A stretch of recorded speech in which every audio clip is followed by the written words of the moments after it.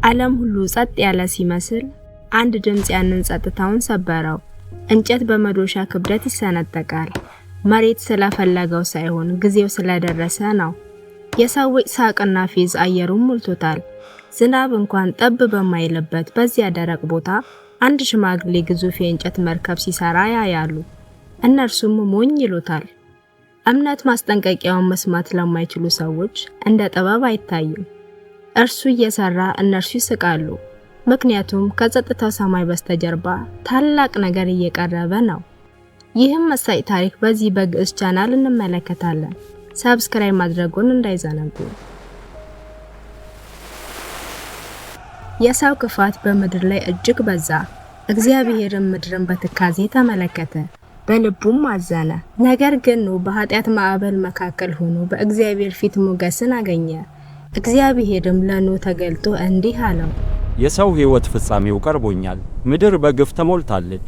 ስለዚህ ሰዎችን ከምድር ጋር አጠፋቸዋለሁ። አንተ ግን ከጎፈር እንጨት መርከብ ሥራ። መርከቡ 300 ክንድ ርዝመት፣ 50 ክንድ ወርድ፣ 30 ክንድ ቁመት ይኑረው። በላዩ መስኮት አድርግለት፣ ከውስጥና ከውጭ በቅጥራን ቀብለህ አጥብቀው። ኖህም እግዚአብሔር እንዳዘዘው የጎፈርን እንጨት ሰበሰበ።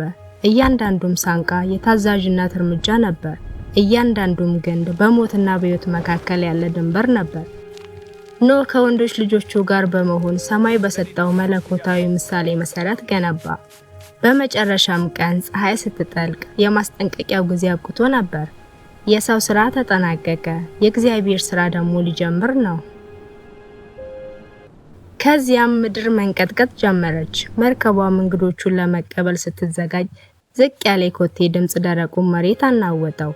እንስሳቱም በፈጣሪ ፍቃድ ተመርተው መጡ።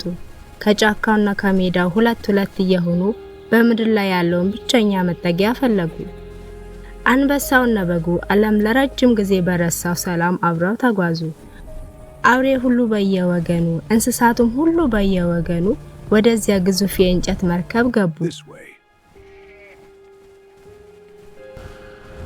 መርከቢቱም ሞላች፣ ዓለምን በጸጥታ ተሞላች። ኖህና ቤተሰቡ አሮጌውን ዓለም ትተው ወደ መርከቢቱ ገቡ። ከዚያም ፍጹም የመጨረሻ የሆነ ድምጽ ተሰማ። የመርከቡም ደጃፍ ተዘጋ። ይህን ደጃፍ የዘጋው የሰው እጅ አልነበረም፣ እግዚአብሔር ራሱ ዘጋው እንጂ። ለ7 ቀናት ጠበቁ። ከዚያም ዝናቡ ጀመረ። የታላቁ ጥልቅ ምንጮች ተቀደዱ። የሰማይም መስኮቶች ተከፈቱ። ሰማዩም ከባድ ዶፍ ዝናብን አወረደ። ውሃውም በረታ፣ በምድርም ላይ እጅግ በዛ። መርከቧም በውሃ ላይ ከፍ ብላ ተንሳፈፈች። ለ150 ቀናት ይህች የእንጨት መርከብ በውሃ ዓለም ውስጥ ብቸኛዋ የሕይወት ምልክት ነበረች።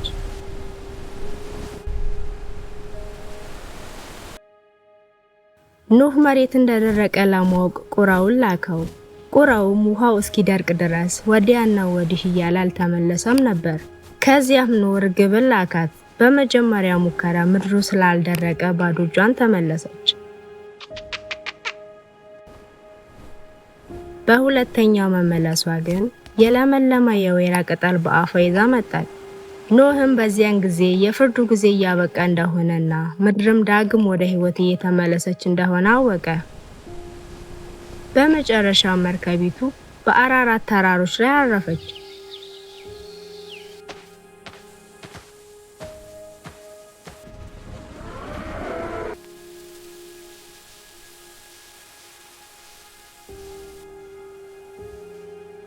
የቀስተ ደመናም የብርሃን መስመር ሰማዩ ላይ ተገለጠ። ይህም በእግዚአብሔርና በምድር መካከል ያለ የዘላለም ቃል ኪዳን ምልክት ነበር። እነሆ የቃል ኪዳኑን ምልክት እዩ። አዲስ ጅማሬ በጣም ያምራል። ኖህ የተረፈው በራሱ ጥንካሬ ሳይሆን በልዑል እግዚአብሔር ቃል ላይ በነበረው እምነት ነው። ማዕበሉ ታላቅ ነበር፣ ተስፋው ግን ዘላለማዊ ነበር። ዛሬ እርሶስ መርከቡን እየገነቡ ነው? አስተማሪ ታሪኮችን ለመከታተል ሰብስክራይብ ያድርጉ። አስተያየትም ካሉት ከታች አስፍሩ።